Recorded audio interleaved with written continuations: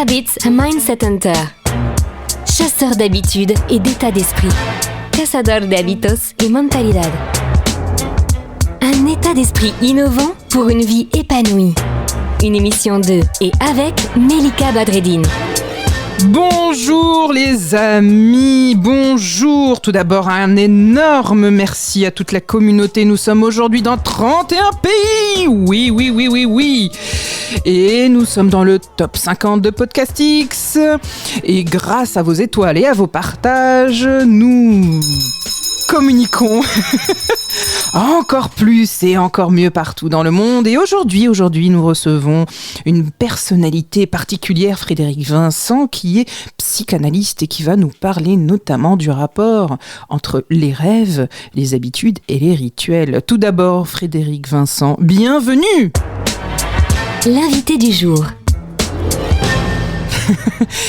Alors, Frédéric, pour ceux qui ne te connaissent pas encore, qui es-tu ? Oh là, c'est une question qui est pas simple Vaste à répondre en quelques secondes, mais en tout cas, comme tu m'as présenté, effectivement, je suis psychanalyste, donc depuis plusieurs années. À ceci près, je suis président de l'association des psychanalystes européens. Je m'occupe de former aujourd'hui les psychanalystes, d'aider les collègues également, et j'ai la particularité de défendre tous les courants de la psychanalyse. Donc c'est un petit peu ma marque de fabrique. Je fais beaucoup dans la transdisciplinarité et le dialogue entre les disciplines. Et c'est ce que j'aime énormément aussi dans cette association, c'est ce qui m'attire énormément vers vous. Alors Frédéric, aujourd'hui, est-ce que tu aurais envie de nous partager tes pensées concernant justement la question des rêves, des rituels et des habitudes ? Quel est le rapport entre les deux ?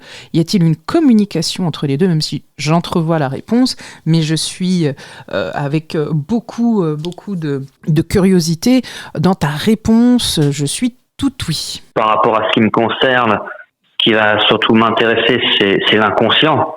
Et effectivement, Freud, pour ne pas le citer, nous a montré que les rêves étaient un accès direct à notre inconscient personnel, donc avec tout ce que ça peut impliquer, bien évidemment, de compréhension, puisque c'est quand même quelque chose, c'est un continent, on va dire, de notre psychisme qui reste encore et toujours à explorer, et on n'a pas fini de l'explorer. Ceci dit, les rituels, pour le coup, souvent je dis que le rituel c'est plutôt un véhicule, ça permet justement de transporter tous les éléments qui viennent de notre inconscient, notre imaginaire, de nos rêves. Donc c'est une façon, si tu veux, de mettre en forme, d'articuler des éléments inconscients qui nous échappent, qui sont pas toujours faciles à interpréter. Et le rituel a ceci c'est une manière effectivement de mettre en mouvement et de pouvoir mettre en mouvement et mettre en forme donc tous ces éléments inconscients, autant que ça soit les rêves, mais aussi à l'imaginaire, dans son ensemble, tout l'imaginaire humain.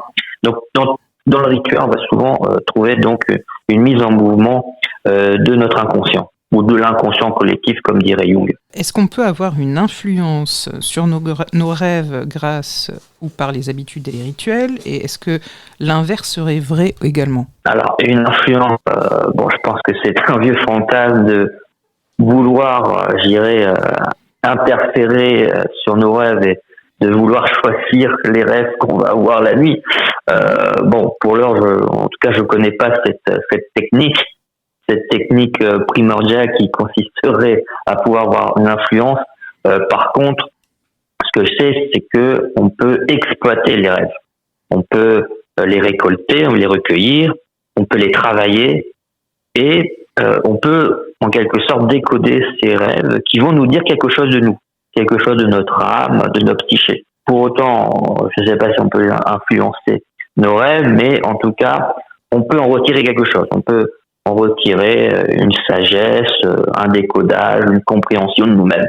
Est-ce que, par exemple, il pourrait y avoir même un rituel pour se coucher, pour peut-être aussi avoir des rêves un peu plus doux quand on est sujet, par exemple, à des rêves qui agitent, qui remuent, qui font traverser des choses. Est-ce qu'il y a quelque chose qu'on peut faire au moment du coucher ? Alors tout à fait, il n'est pas impossible, de toute façon, le rituel est ce qui nous permet, en tout cas, d'influencer notre quotidien. Donc, en l'occurrence, encore une fois, je ne sais pas s'il peut permettre d'influencer le contenu des rêves, mais il peut nous mettre dans une disposition particulière. Donc, effectivement, on a tous, de toute façon, on se fabrique nos rituels d'endormissement, chacun à sa façon.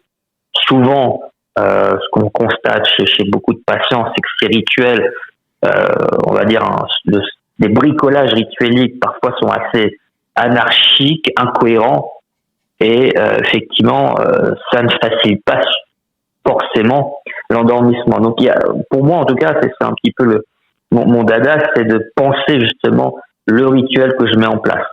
Parce que souvent, de toute façon, de manière tout à fait spontanée, on va bricoler des rituels, qu'on le veuille ou non. Le problème, c'est que comme on ne prend pas le temps de penser ces petits moments ritueliques du quotidien, effectivement, ça peut donner lieu à des rituels qui sont plutôt sauvages, contre-productifs, informes, parfois même nihilistes, je dirais fondés ou portés par des pulsions négatives, des pulsions noires, etc. Parce qu'il y a des rituels qui peuvent être extrêmement toxiques, comme je pense, j'ai beaucoup travaillé sur la toxicomanie, parce que le toxicomane a ses propres rituels. Le souci, c'est qu'on rentre dans des rituels qui sont quand même assez contre-productifs, voire extrêmement toxiques. Et par exemple, pour les enfants, beaucoup de parents se plaignent d'un coucher qui est compliqué, d'enfants qui sont le lendemain matin assez fatigués. Est-ce qu'il y a des choses que, par exemple, tu sais que systématiquement on fait, comme tu dis, des rituels qui sont mauvais et qu'on pourrait éviter ? Justement, des choses comme, tu sais, un peu des lieux répandus, un peu où on se dit il faut faire comme ça, et en fait, c'est très mauvais. Il faut à chaque fois pouvoir analyser les habitudes de chacun dans leur ensemble. C'est-à-dire que pour essayer de penser et de construire un rituel du soir qui soit cohérent, il faut aussi pouvoir analyser l'ensemble des rituels de la journée. Donc il faut qu'il y ait une cohérence dans tout ça. Donc pour le coup, il y a plein de façons de faire. Le premier recours qui est généralement assez très récurrent chez les enfants et qui marche plutôt, c'est le rituel de la lecture. Donc ça, effectivement, la lecture des contes de fées, c'est quelque chose qui marche plutôt bien. On le sait depuis longtemps. Donc le fait de pouvoir proposer avant même le rêve, un récit imaginaire qui va permettre aussi à l'enfant tout d'un coup de rentrer dans un monde imaginaire. Donc ça, c'est aussi une façon de rentrer dans l'endormissement. Après, tout dépend effectivement les familles et les cultures, parce que force est de constater qu'il arrive aussi que certaines familles soient contre l'utilisation des contes de fées, par exemple. Pareillement, il est important de savoir, avec l'enfant, de savoir choisir les contes de fées ou les récits imaginaires. Parce que souvent, ce que je constate, c'est que les parents veulent imposer leur rituel à eux, à l'enfant. Et ce qui est important, et vraiment là, c'est une nuance que je souligne, c'est le fait de parler avec l'enfant et d'entendre ce qu'il a à nous dire sur lui-même. Que forcément, d'un enfant à un autre, on va pas avoir les mêmes besoins psychiques. On va pas forcément avoir le même référentiel imaginaire. Donc c'est à nous, en tant qu'adultes, de nous adapter aussi au référentiel imaginaire de l'enfant. Et ça, c'est très important si j'ai envie de construire un rituel du soir avec mon enfant. J'ai tout intérêt à écouter ce qu'il a à dire, parce que les enfants ont un univers imaginaire extrêmement riche et extrêmement tôt dans la vie. Donc très tôt, à partir de 1 an, l'enfant montre déjà des signes d'attachement à des objets imaginaires. Et donc ça, c'est important. Est-ce qu'on peut justement accompagner au mieux ? Donc tu dis le premier pas, c'est d'abord l'écoute, ce qui paraît évident mais qui ne l'est pas tellement en fait. Surtout quand on veut imposer sa propre manière de faire, ses propres rituels et qu'on pense savoir, parce que c'est un petit peu ça aussi. En tant que parent, on pense mieux savoir que l'enfant, alors que ce qu'on pourrait faire, c'est le suivre aussi. Tout à fait. Et le souci, c'est qu'on a souvent tendance à reproduire des schémas soit qu'on a reçus des schémas éducationnels qui viennent de notre enfance, qui viennent de nos parents, soit on a tendance également à répéter ce qu'on a entendu ici et là sur les réseaux sociaux ou ailleurs.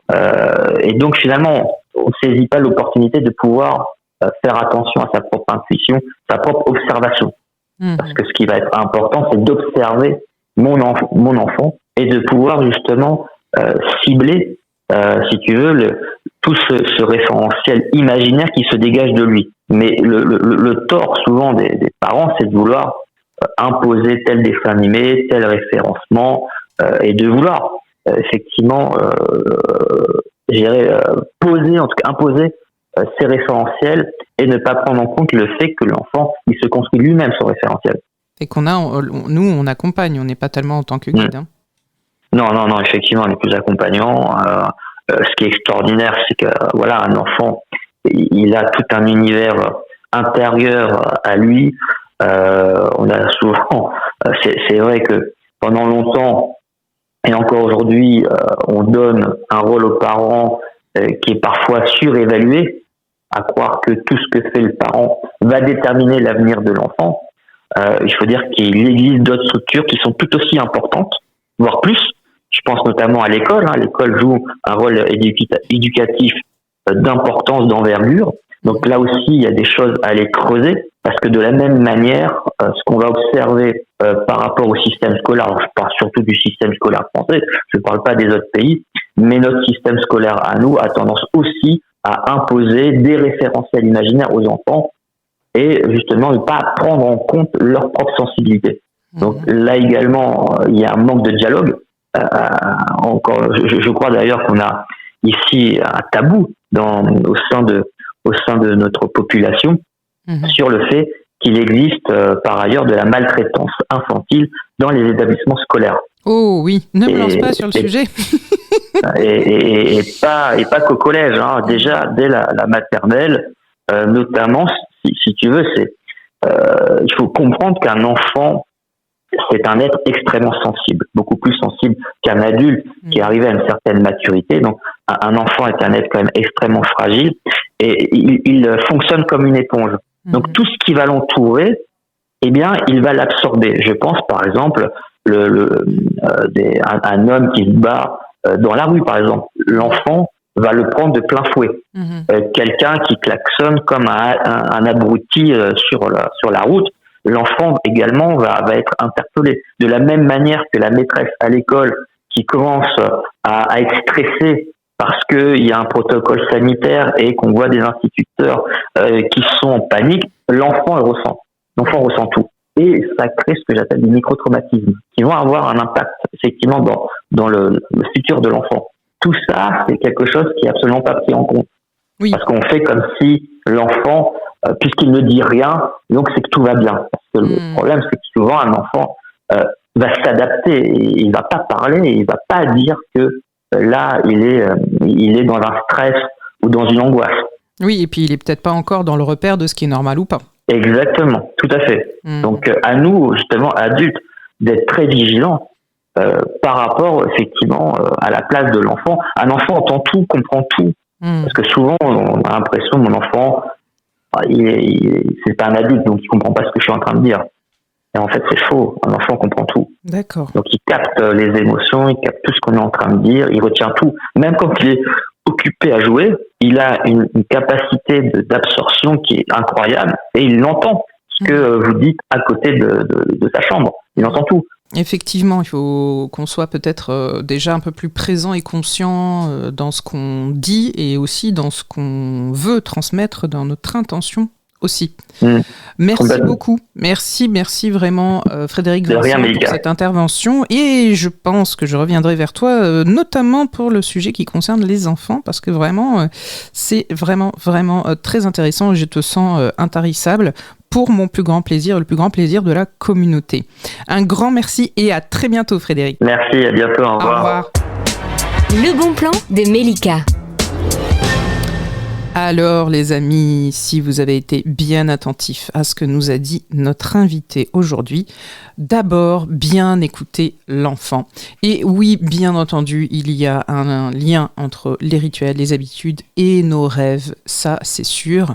Mais ce que je vais retenir le plus, c'est effectivement éviter d'imposer ses propres rituels qu'on pense bons, nous, en tant que parents, à nos enfants, et plutôt les accompagner et les suivre, parce que finalement, ils savent.